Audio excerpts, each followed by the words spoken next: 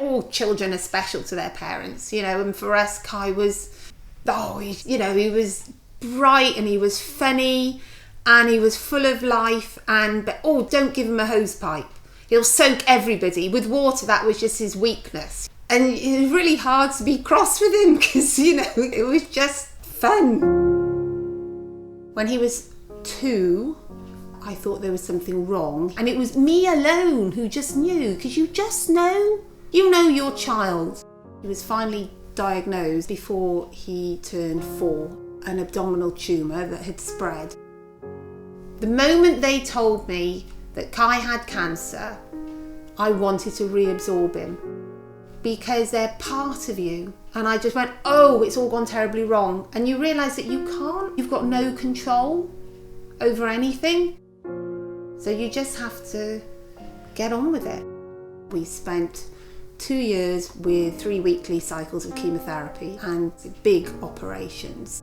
We were pulled out of life. Whenever you have a child who gets that ill, suddenly everything becomes very clear and the things that we get bogged down in disappear, and it's all about you, your family, your child, and fighting. You fight for your child.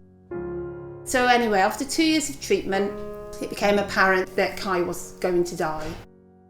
So we came to Helen House.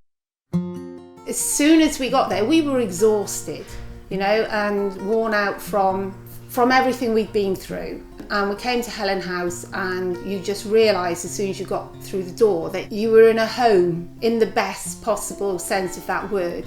There was so much love and laughter there. And you'd think that a hospice would be a terrible place, and it isn't. They clean and they change your bedding and they change your towels and they do all of that. And then they feed you. And the sort of food you get is like birthday food and Christmas food. And you can have it when you want. And Kai, I remember one night, he's ordering fish fingers at 2 a.m. and they go down and get them. We had support all the time we were there. And it just felt so right. And you just have moments in life, you just know what the right thing to do is. And Kai suddenly changed. Something changed in him. And I suddenly knew that something had shifted. And he gave up this cry of complete consternation and then immediately started to fade. And a lady came in and I said, "It's Kai, he's dying." I'm always the one who cries. My husband came in and fell apart. And I spoke to Kai. Kai used to love it. If we went to a hotel, we'd give him the key, he'd read the room number, and he would take us to the room. And then he would take us in and he would show us what all the switches did and what all the cupboards did. And it was almost like a valet or bellboy or something. So at the point when he was just listening to me and I was telling him how much I loved him. And I said, "Look, I will follow. And when I come, you must tell me my room and show me what everything does." I'm a great believer in giving someone a job. And he was listening, so he knew what he had to do, and he slipped so peacefully away.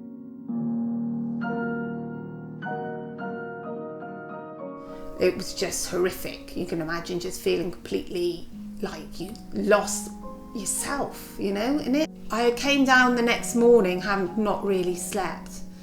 And one of the ladies said, we went in to check on Kai. It was 1:30 in the morning and the cherry tree outside his window was full of birds and they were all singing. And those are the sorts of things that happen at Helen House, A place that's got that much love, that's what they give you there. And afterwards the support was wonderful because we held a service in Kai's room with Kai on the bed. And I think about it now that we often kind of try and sanitize death, but he was in the room and we played music. Kai loved classical music. He loved it.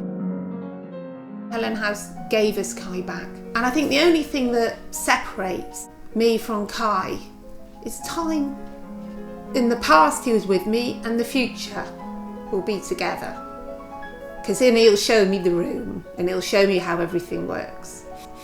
And I know what he's going to say to me because he used to say it to me every day. "I've been waiting for you." And that is what he's going to say to me. And I will have to apologise and say that I've been busy. I'm sorry, you know. And yeah, it was great, Kai. No, it's been a real privilege to be his mum. It still is. It's the worst moment in my life, having to help a child die, and they enabled me to not make a mess of it. The Helen House made the difference to me. If Kai had died badly, if there hadn't been birds singing in a cherry tree outside his window at 1:30 in the morning, you know, I wouldn't be the same. It's that sort of stuff that happens at Helen House, you know, and it's just love. That's what they do.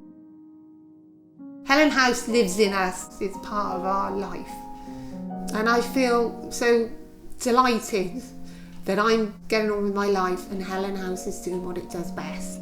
Taking people who are frightened and exhausted, and they just pick you up and look after everybody.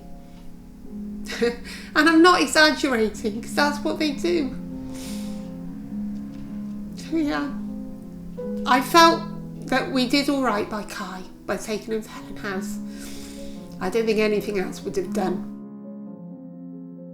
People do need that slap of perspective, you know. The legacy of Kai is just get off your backside and enjoy yourself and laugh.